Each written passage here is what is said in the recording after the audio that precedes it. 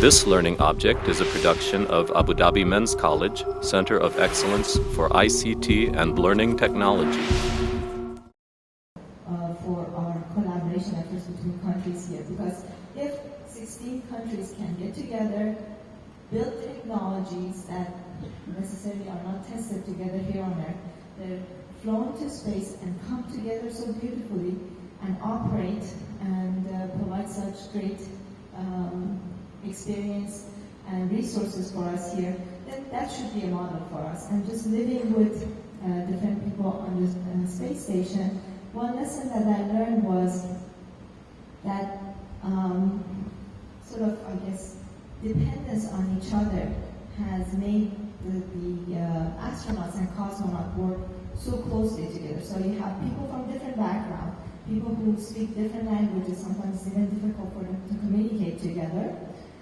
You have people from different religions, different personalities, and they all live together for 6 months on a very tight, cramped place, very tough environment.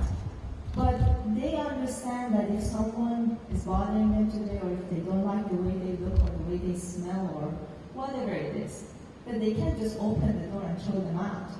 They have to find a way to live together, and they have to find a way to coexist in that environment. So I think we have to learn a lot from the way they make things work in the space station, whether it's the collaboration for building it, or just being able to learn from the way astronauts and cosmonauts interact. And I had the privilege of being part of that. Of course, in order to go there, I had to finish the training program and pass a very rigorous training program, including a lot of classroom training, physical training, survival training.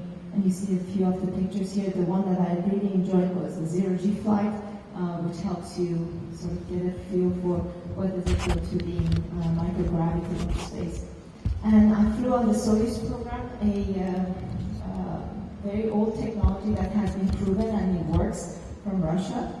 It's very similar to the Apollo program for the US, but the capsule is much smaller, so you can see how cramped it is inside the capsule when the three of us side by side. And you'll see more of it in the video that you will see. And when you get to the space station, actually this is the view that you would see from the region from the window, so you can actually see the scale of the picture before I zoomed in. And the experience of being able to see Earth from space completely changes the way you view everything. You sort of can't stop but think globally. You only can think of solutions that would be able to be applied globally. And all the small things that we fight over and we obsess over become so insignificant and small that I feel that it would be very beneficial to the heads of government, for example, or people who are running for presidency, to take a trip to space. Because I think their policies and policy making will completely change.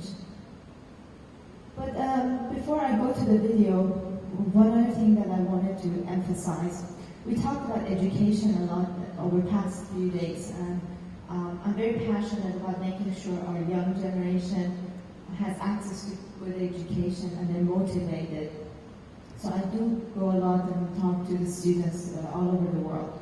And one thing that I believe is very important, we talk about education, but I don't think education alone can change the world.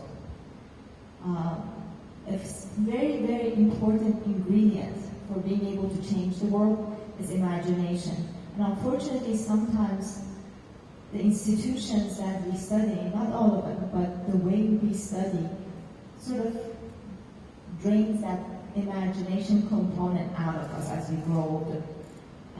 That's why I sort of have stopped hoping for the adults, because I think the adults can only make things worse. And I'm concentrating on the young generation, especially, I go to a lot of elementary schools and middle schools. And they're the ones that can truly change the way things.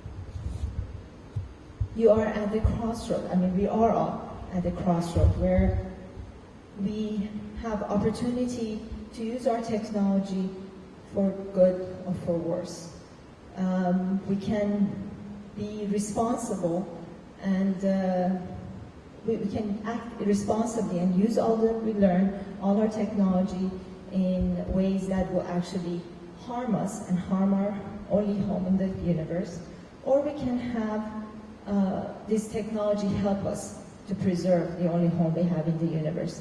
And I hope we all learn from the mistakes of the past and be able to move forward with better future and better choices.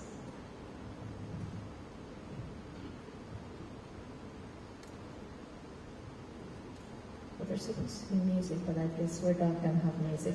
But this is a message that I want you to take with you.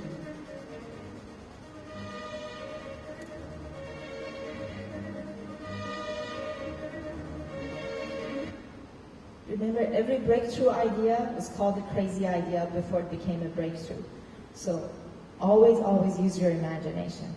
We can roll the video now so we can see what does it feel to be in space.